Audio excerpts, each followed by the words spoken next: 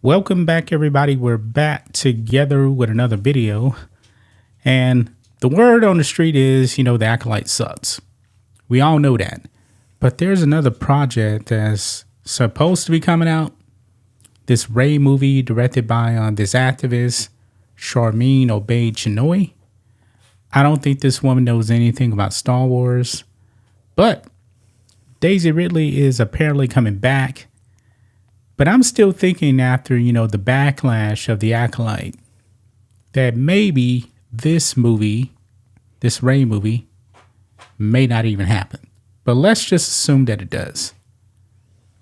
This woman, Charmin Obaid-Chinoy, says that Rey is the key to the franchise's future. Wow. Rey, a poorly developed character that was just good at everything, stole the Millennium Falcon, stole the Skywalker name. Even right here, she says at the heart of it for me is Rey Skywalker. She's a Palpatine. She's not a Skywalker. She's a Palpatine who stole the name, stole everything. A Palpatine wins in the end. But Rey is the key? Really? I mean, she had no Jedi training whatsoever. I mean, what do you make of this? We got a clip here too, by the way, we can watch. They are throwing everything that George Lucas created. Yeah, it's George Lucas era is over with. They told us that. But they're still going to use the Skywalker name. I mean, that scene at the end of The Rise of Palpatine was so cringy. When she just called herself Rey Skywalker. Yeah. Complete BS. They are just really remaking Star Wars, the new Star Wars, like the recent TV show where Palpatine really doesn't exist, or Dark Play is like. I don't know. There's a rumor. You talking about The Acolyte? There's a rumor that guy that's with May is actually the Sith Lord. That's probably not too much of a spoiler. But the George Lucas era of Star Wars, they've killed it. These shows and these movies don't even resemble what George Lucas created. Now they're really, really breaking canon. But let's go ahead and watch this clip here of Charmin Obaid-Chinoy. Let's roll it. Sometimes you walk in the footsteps of people and giants who've created worlds. And in the case of Star Wars, George Lucas's world and the filmmakers that have walked in his footsteps have set this world that they want young viewers to sort of walk into and have an understanding of the world. And at the heart of it, for me, is Rey Skywalker, is Daisy Ridley and Rey Palpatine. Rey Palpatine.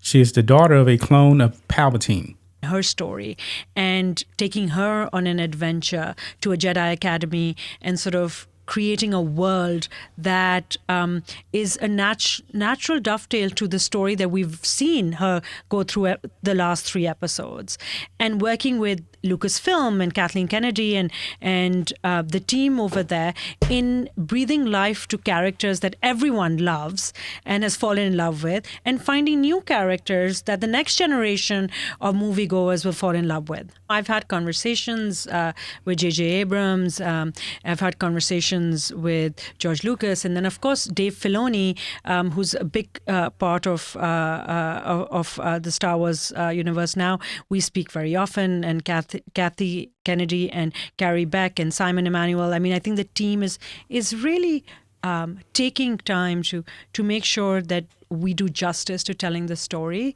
of Daisy, and I think that she stands for something. We've seen this wonderful journey she went on in episode 7, 8, and 9. Oh, God. And now it's like on to the next adventure. And how do we create a world and the adventure that we take her on? Yeah. So Rey Palpatine is the future. To me, I mean, George Lucas Star Wars to me is classic. That's the only Star Wars. And that when Darth Vader died, saved Luke. Yes, he was the chosen one. Then they undercut it in the Rise of Palpatine.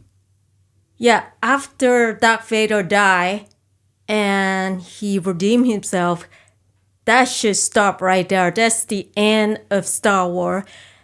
And it's okay to make Star Wars before Anakin, before Palpatine. But the Rey thing, it really doesn't work out. Yeah. I mean, they don't even know. They don't understand the subtleties of the Force, to quote Palpatine. They talk to George Lucas. She says she talked to George Lucas, but they're not listening to George Lucas. They're not doing it. George Lucas thinks that these movies suck. And I'm pretty sure, I don't know if George Lucas has actually seen The Acolyte, but I'm willing to bet he's probably pissed off if he actually does watch those first 4 episodes. And by the way, tonight is the next episode, so we'll be talking about episode 5, and that's an episode that nobody has actually seen yet. So, yeah. Yes, in the beginning when the Acolyte, I was kind of excited when they talk about, before the show, they were going to go all the way back before Palpatine, before Anakin and Palpatine, and I was kind of excited to see how the Sith would actually rise. Yeah, instead of We're the not two getting that. sisters, but You're not it's getting not. that. And there shouldn't be Rey Skywalker. I mean, not to be disrespect, but the George Lucas Star Wars is all about the prophecy, right? Well, yeah, it's about the Skywalker family. He called it a family soap opera.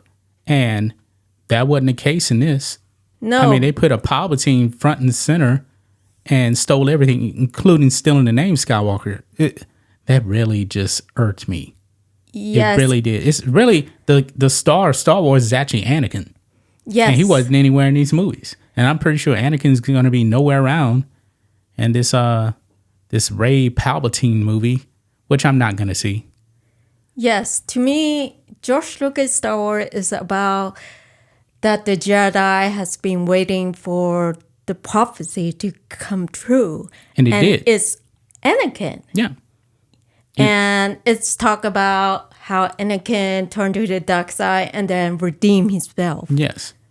George Lucas said that that Anakin, he was still the chosen one when he fell to the dark side, and he brought balance to the Force when he killed the Emperor. Yeah, and after that, it should be the end of it. Yeah, but they're not doing that.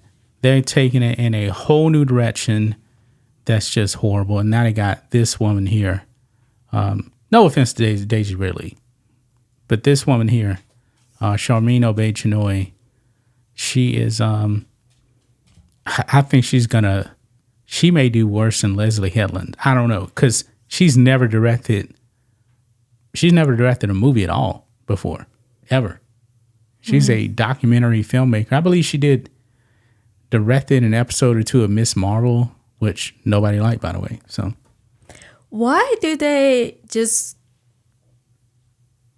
let her just write Star Wars? I mean, it's okay to not know anything, but just to put her in that being a writer for this big franchise and not knowing anything, maybe is it better for her to start in a lower position and until she know more? I mean, it doesn't matter. I mean, to climb up the ladder. They let Rian Johnson do everything with that movie. He never talked to J.J. Abrams, Last Jedi, any of that stuff. So I'm assuming she has total control over this, which is insane. Yeah, Dave Filoni's going to be there, but Dave Filoni, well, his reputation has been ruined. So I'm going to leave it right there, guys. This is Disney Star Wars here, man. This movie's going to flop big time, I believe. So that's going to wrap it up, guys. We'll be back tomorrow with another video. Until then, be safe. Goodbye.